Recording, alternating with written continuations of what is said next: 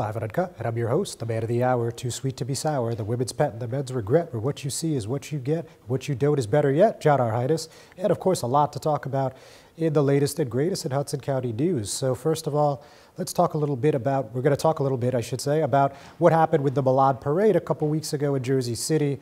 There was a big dispute between the parade organizers and the city about how much they should be paying in their off-duty police detail for the parade, and they ended up getting a reduced fee. So we're going to tell you how we ended up there, at least to the best of what we know to date, and what it could mean with the going ahead with future events. So we're going to talk a little about that. We're going to talk about Jersey City Mayor Stephen Fulop raising $800,000 and meeting the full match for the 2025 gubernatorial race.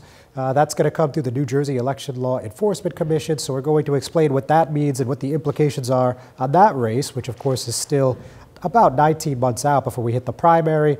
But looks like all systems go for Fulop, and some other candidates are clearly gearing up as well.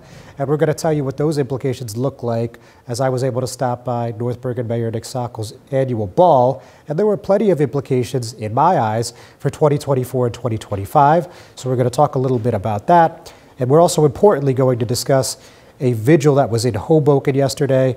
That was a candlelight vigil in support of Israel. Governor Phil Murphy made an appearance. So all that and a whole lot more right after this word from our sponsors.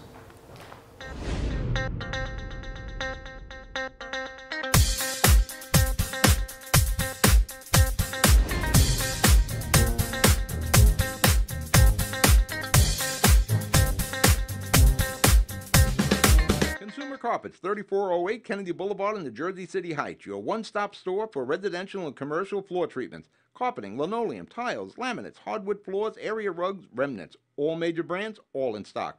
Free estimates, same-day installation. Consumer Carpets, it's savings, selection, installation. Credit cards and debit cards accepted. Financing available. Consumer Carpets, price to fit your budget, installation to fit your schedule. On the net at consumercarpets.com. Consumer Carpets, Jersey City, 201-792-2712. Good Friend Self-Storage in North Bergen, New Jersey is a fully climate-controlled facility equipped with state-of-the-art security, packing supplies, a Refer Friend program, and multiple loading docks convenient for commercial use. Located just off of Route 3 at 4301 Tunnelly Avenue, Route 1 and 9.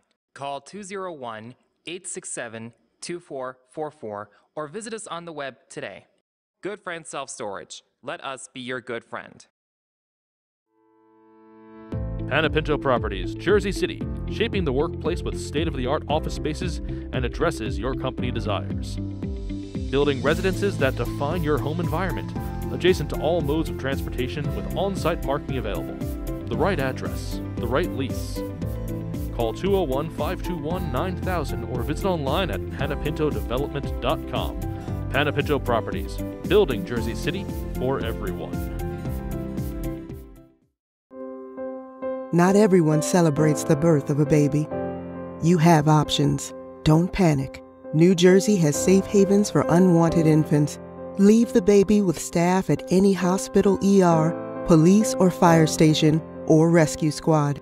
Call the number on your screen for safe haven locations or go to www.njsafehaven.org. No shame, no blame, no names. Safe Haven. Hudson County View, live and uncut, John R. Highness. So let's talk about what I just mentioned a few moments ago out of Jersey City with this Malad Parade. So there's a few things to unpack here if you didn't initially see this.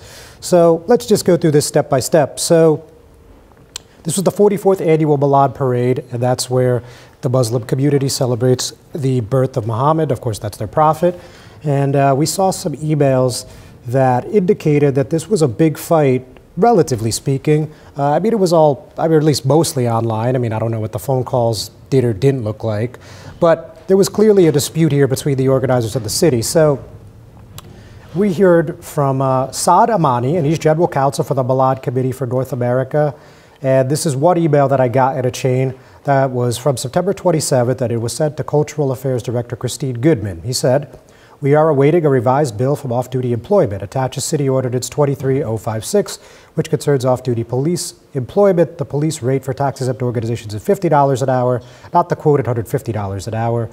And Of course, they were asking for administrative costs to be decreased as well, and he included a list of their incorporation papers for a nonprofit. So you would think that that would be fairly decisive, but apparently the city saw it another way. We heard from Elise Gibbs, who replied to the email, and she's the Jersey City off-duty employment manager. And she said she had already told the body the bill won't be adjusted, that the event will be canceled if payment was not received by 1 p.m. This was the Thursday before the parade, which occurred on a Sunday. I believe that was October 1st. Now, Imani responded. He stuck to his guns. And long story short, I won't read it word for word, but he said it's clear that $50 for police overtime for nonprofits. And then Gibbs said this is a non-city event and officers are entitled to double pay on Sundays or holidays. And this continued on for several other emails. And after that unofficial 1 o'clock deadline, we heard from Public Safety Director James Shea, and he said, as of now, the permits aren't what they need to be, and we don't have payments, so right now we don't have a parade. Again, I'm paraphrasing. But ultimately, obviously the parade ended up happening, for those of you that may not have seen online. But what is really interesting is we heard from Jerry McCann, and he's a former mayor who was convicted on multiple fraud charges in late 1991, who now works as a senior auditor in the city, so very New Jersey. But regardless of that fact, McCann said, if I am misreading this ordinance, please let me know. A situation is being created that will only lead to even more problems. Read my emails carefully. Maybe the money changed the parties to this ordinance are giving the money directly to the city through some other means, but there is a substantial amount of money that seems to be missing. We cannot get the police to investigate the police. John Metro has assigned this to outside auditors. And he goes on to say there's a $500,000 deficit. So certainly this is something that will warrant some kind of follow-up, and I wouldn't be shocked if we hear about this more at the council meeting tomorrow night. So having said all that, let's bring it back to something outside of Jersey City, and we're going to talk a little bit about what happened at the Mayor's Ball in North Bergen. It's actually at the Venetian in Garfield, but it's a North Bergen Mayor's Ball. What I thought was really interesting was one of the speakers was U.S. Representative Rob Menendez, and he had a full-throated endorsement of Sacco. Basically, he said, this event is a reflection of a life and career dedicated to the community this man loves. He has put North Bergen on his back his entire career and is not stopping anytime soon. Your mayor, Nick Sacco. He went on for a short amount of time, probably less than a minute and a half. And it's interesting because also in that long line of dignitaries was Hoboken Mayor Ravi Bhalla, a man who has expressed an interest in primarying Rob Menendez in the midst of all this controversy out of the senator's indictment, of course, Rob's father, Bob Menendez. And the other thing that was really interesting, besides them being in the same, I guess we'll call it a lineup together with elected officials, was that you also had U.S. Rep. Mikey Sherrill, a widely expected 2025 candidate for governor, showing up early and attending the VIP portion of the event. And of course, Mayor Stephen Fulop, who's the hometown candidate for governor, the only declared candidate, ended up showing up later. He was at an event with the Hunterdon County Democrats, and you also saw former Senate President Steve Sweetie and Newark Mayor Ross Baraka in attendance at that event, where he posted a picture on Twitter. So that's pretty interesting, and certainly gives us some things to look forward to for the next couple election cycles. But bringing it back to the most important issue in the country and beyond today is what's happening in Israel. And there was a vigil in Hoboken. Governor Phil Murphy was the keynote speaker, if you will. Over 1,200 people at Pier A Park. So we're going to show you some of those remarks. And when we come back, I'm going to be joined with Hoboken First Ward Council candidate Paul Presinzano. Well, at this moment, the people of Israel are at the center of the universe. Over the past few days, the whole world has watched in horror as over 1,000 innocent Israelis have been murdered in cold blood, and thousands more have been injured or taken hostage. And we now know that that number includes at least 20 innocent Americans as well. We have watched in horror as barbaric Hamas terrorists have paraded dead bodies in the streets of Gaza, and as babies and grandparents have been ripped from their homes and families. And we have watched in horror as our Jewish brothers and sisters have endured the bloodiest act of anti-Semitic violence since the Holocaust. So at this moment, the more than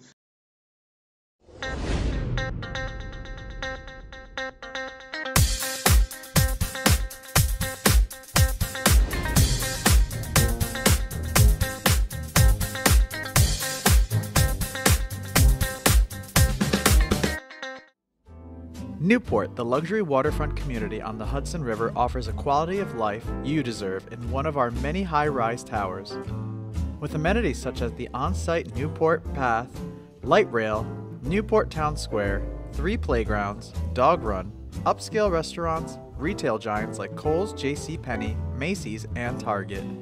Morton Williams and Acme Supermarket are just outside your front door. A health and fitness center, skating rink, and medical facilities are also on site. Enjoy the New York skyline from our waterfront and various parks. Manhattan is just one path stop away, or quick ride through the Holland Tunnel. Nursery and private elementary schools all on site. 12-screen movie theater at the Newport Center Mall. Looking to visit? Stay at the Westin or Marriott Hotel.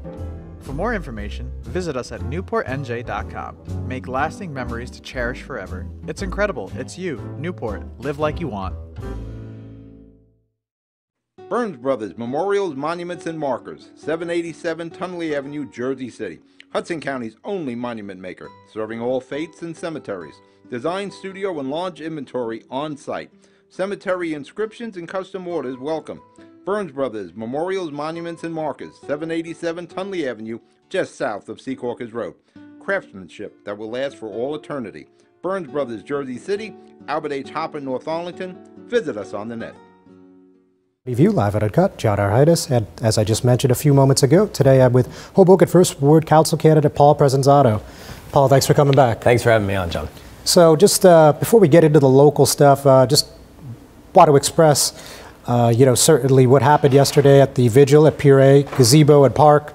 Governor Phil Murphy came through, and of course, huge show of support from Hoboken. I know you were able to get over there. So just any thoughts about the vigil and everything that's going on over in Israel? The vigil was a very nice gesture to show support for Israel and make it clear that terrorism has no place in the world. And my heart goes out to the atrocities to the Israeli community, of the atrocities committed. And unfortunately, it's war, and there's going to be casualties on both sides, which hopefully the bloodshed can be contained. But again, the Jewish community inside Hoboken is alive and well, and it was very nice to see the support that local neighbors came out for the community. All right, thanks for that. Now, back to specifically what's happening in the First Ward. Obviously, we had our first couple rounds of debates moderated by myself. And, what was interesting in the dynamic in the Friday night debate is we saw you and Rafi Cordova go at it on a couple different topics, and it seemed like there was some legitimate bad blood there. I mean, how did you feel after the fact? I think he had a game plan. The game plan was to diminish my presence in some degree. I don't like the divisiveness in politics, but sometimes that happens. I think you can get a lot more done focusing on your platform instead of the petty little attacks. We can all find fault with everybody in life. But in general, I believe that working together, we can get a lot more accomplished. And so I would like to think that I stuck to the issues and presented my case, and I believe I was very articulate in where I stand on a lot of things. All right. Now, another thing that stuck out to me in particular was, he was very adamant and staunch that he's going to be his own man. He's not going to vote with this administration every time. He'll vote his conscience for the First Ward. Similar to what you've said to me and others previously.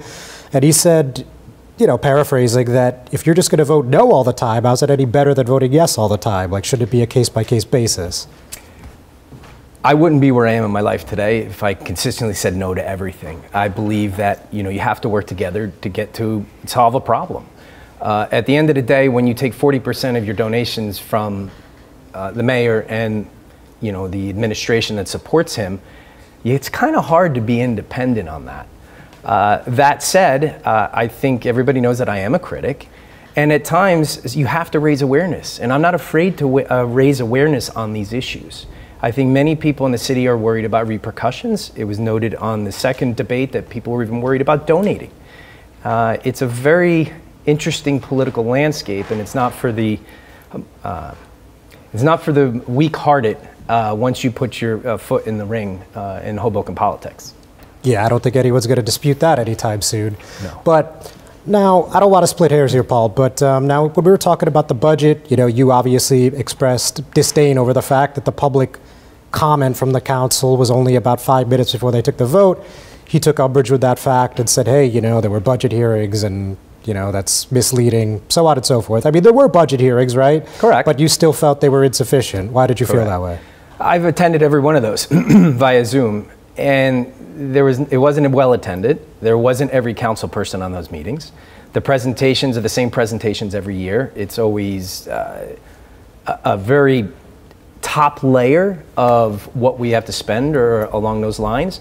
Some people highlight cuts, but I didn't see that many. And you know, once you have those budget meetings and then you go to the council and there's no public debate on it, it was literally 5 minutes and a vote. I mean, you can look at the video, and I believe, in fact, it may have even been quoted in your article. I have to go back and read it, but it was a very quick thing that happened. And I said, for a budget of $137 million and a 6% tax increase, there has to be more discussion.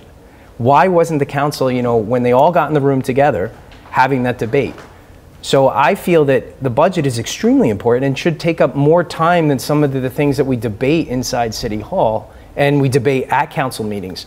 For me, $137 million is no small amount of money, and a 6% tax increase is not fair to anybody in Hoboken, renters or owners.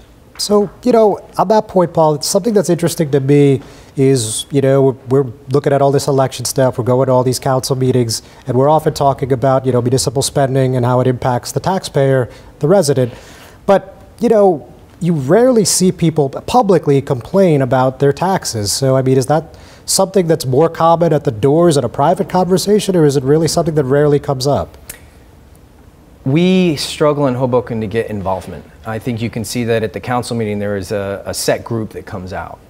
I have learned through talking with doors and talking with people aren't happy to pay more. Everybody just assumes, oh, there's nothing we can do. At the end of the day, though, it takes leadership to actually keep that in check. I think sometimes the status quo, people just tend to forget about it and people think, oh, we can afford everything. But I'll tell you right now, with inflation, people are going to start looking a little bit more at if taxes go up. And unfortunately, with the rising prices of everything, labor and input costs of resources, it's going to continue to happen. So we really need to tighten our belts, just as we do with our own personal finances. We need to make sure the city is doing that. All right, thanks, Paul. Great timing. We're actually going to just take another quick break. We'll be right back, folks.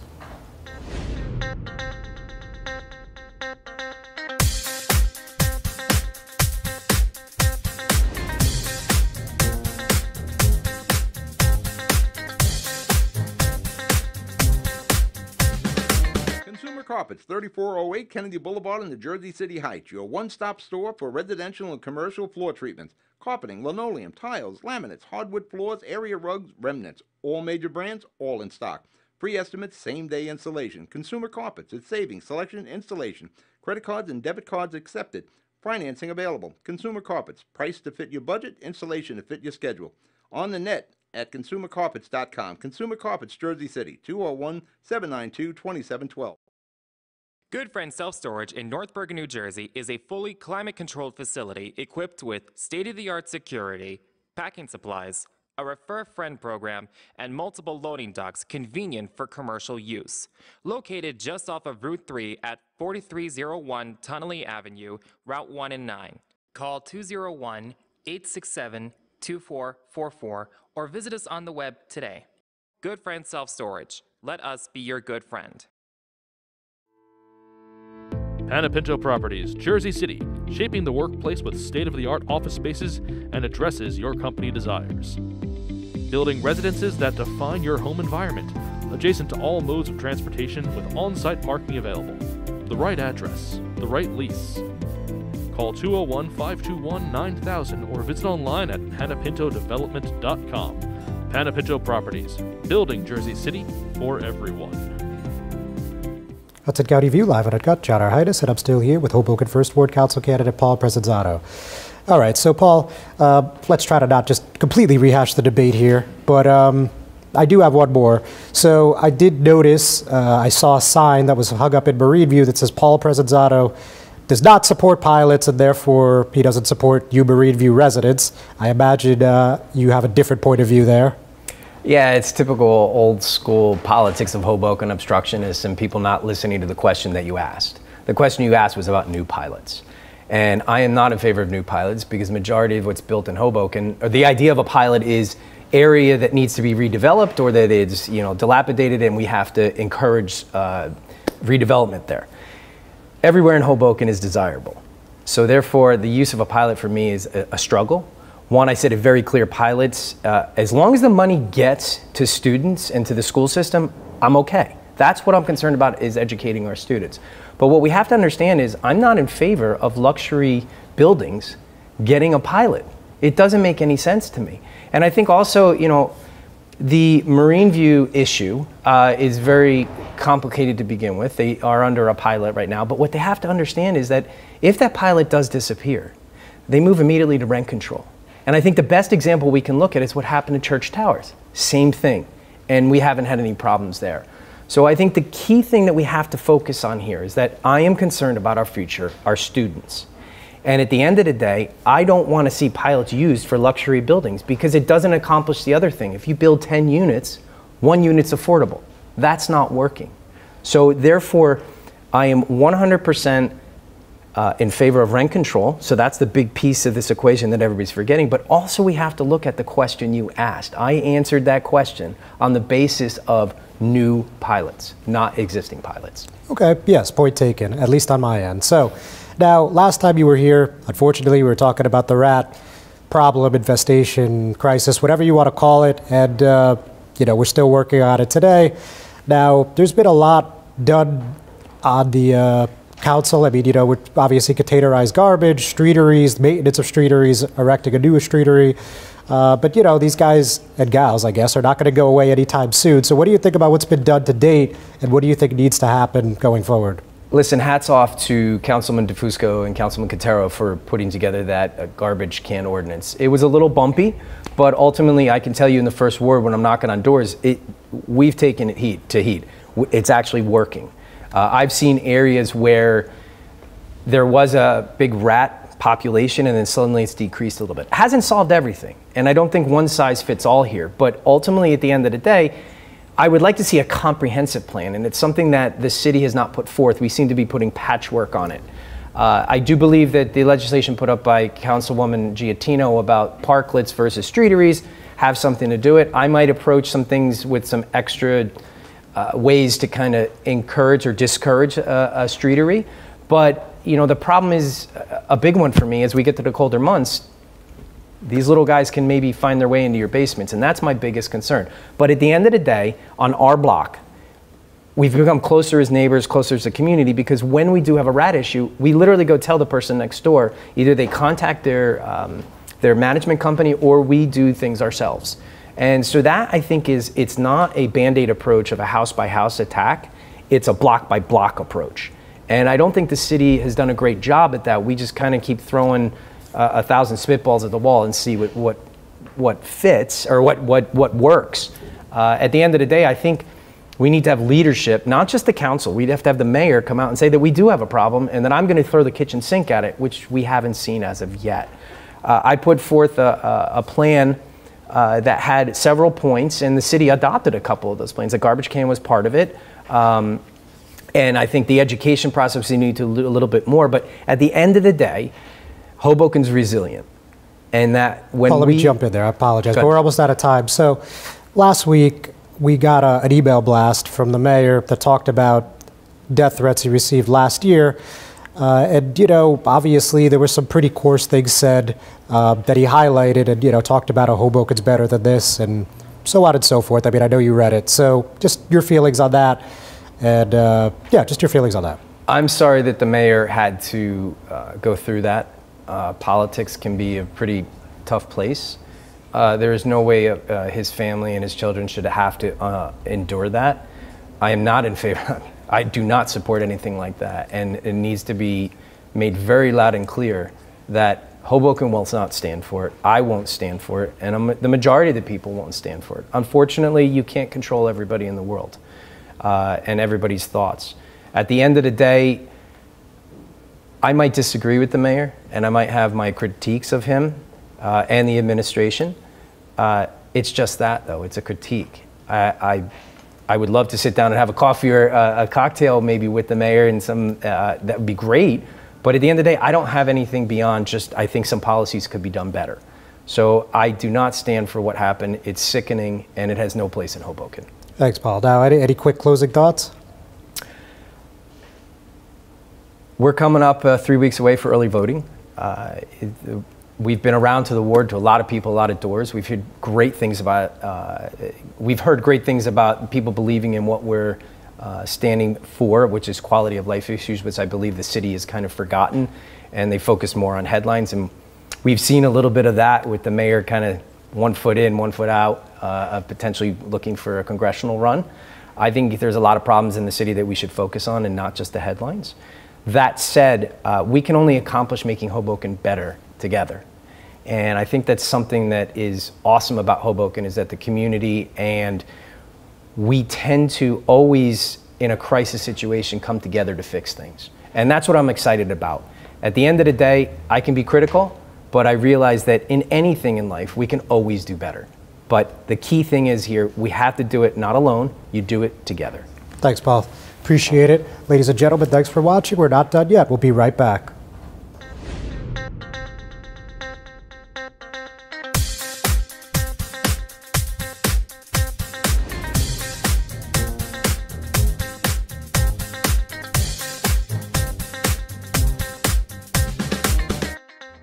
Newport, the luxury waterfront community on the Hudson River, offers a quality of life you deserve in one of our many high-rise towers.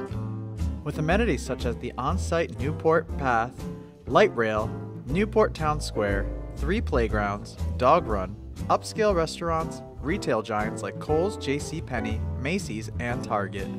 Morton Williams and Acme Supermarket are just outside your front door. A health and fitness center, skating rink, and medical facilities are also on site. Enjoy the New York skyline from our waterfront and various parks. Manhattan is just 1 pass stop away, or quick ride through the Holland Tunnel. Nursery and private elementary schools all on site. 12-screen movie theater at the Newport Center Mall. Looking to visit? Stay at the Westin or Marriott Hotel. For more information, visit us at newportnj.com. Make lasting memories to cherish forever. It's incredible. It's you, Newport. Live like you want. Burns Brothers Memorials, Monuments, and Markers, 787 Tunley Avenue, Jersey City. Hudson County's only monument maker, serving all faiths and cemeteries. Design, studio, and large inventory on site. Cemetery inscriptions and custom orders welcome. Burns Brothers Memorials, Monuments, and Markers, 787 Tunley Avenue, just south of Secaucus Road. Craftsmanship that will last for all eternity. Burns Brothers, Jersey City, Albert H. Hopper, North Arlington. Visit us on the net. Consumer Carpets, 3408 Kennedy Boulevard in the Jersey City Heights, your one-stop store for residential and commercial floor treatments, carpeting, linoleum, tiles, laminates, hardwood floors, area rugs, remnants, all major brands, all in stock. Free estimates, same-day installation. Consumer Carpets, it's savings, selection, installation. Credit cards and debit cards accepted. Financing available. Consumer Carpets, price to fit your budget, installation to fit your schedule. On the net at consumercarpets.com. Consumer Carpets, Jersey City, 201-792-2720. Hudson County View, live and uncut, John, Our Highness. So a few more for you. So first, let's talk about what's happening with the New Jersey office of the State Comptroller. Now, you guys might remember we talked about this last summer, so that was summer of 22, that the Comptroller came out and they surveyed 60 different municipalities. Out of those 60, 57 of them were not adhering to the sick leave law approved by the legislature and the governor in 2010. And at that time, we had 3 Hudson County municipalities identified. You had Union City, you had Hoboken, and West New York. Now, the Comptroller's office did a follow-up report, I believe it was the end of September, and only West New York out of those 3 were still not in compliance, and we weren't sure why. There was not specifics. Only 9 out of the 57 total had not complied. So now we finally heard just last week about what exactly happened there. And the long story short, coming from the Comptroller's office is 2 of the West New York's union contracts are phrased so as to limit payment for accrued sick leave to the statutory maximum. Another union contract allows payment of up to $18,000 for any accrued sick leave at resignation, death, or retirement. OSC found that the terms of one of West New York's union contracts do not comply with the 2010 law with regard to payment of accrued sick leave by allowing payment at a time other than at retirement and more than $15,000 for employees hired after May 21, 2010. So by state law, that's no longer allowed. You can't give more than $15,000 for unused sick leave, and they could only receive that $15,000 at retirement, not when they resign, change jobs, or as an annual payout. And now the comptroller, well, he's the acting comptroller, Kevin Walsh, he's actually recommended to state leaders that anyone that does not remedy this within 30 days of receiving the letter should have state funding withheld. So that would be, I think, a fairly harsh punishment. We'll see if we really end up at that point. Now, with the Hoboken mayor, we mentioned the death threats. I don't want to get too much into it. It was quite coarse, quite vulgar, but he said in the letter that he posted, you know, it said in part, "We are ready to kill you." Really just apprehensible stuff. You know, again, it's about a year old. I'm not sure exactly why it came out now, but it's not the first time either. You know, we heard from a spokesman, this is at least the 3rd time the first Sikh mayor in New Jersey history has gotten death threats. So, you know, obviously, certainly nobody that I know is in favor of that, and just really reprehensible behavior. So with that, we're going to end on this Civilian Complaint Review Board, something that we've talked about a lot in 2021 and not much since. But in Jersey City, we have 4 council members led by Ward E Councilman James Solomon and Denise Ridley, who sponsored in 21, sponsoring again. And if you read the resolution, it's because of the death of Andrew Washington. That was that October 27th fatal shooting by Jersey City police. That was a mentally ill man that came at them with a large hand knife. And that's under investigation by the New Jersey Attorney General's office. The Jersey City Council meets tomorrow at 6 p.m. at City Hall, 280 Grove Street, and will stream live on Microsoft Teams. Ladies and gentlemen, thanks so much for tuning in. We'll see you next week.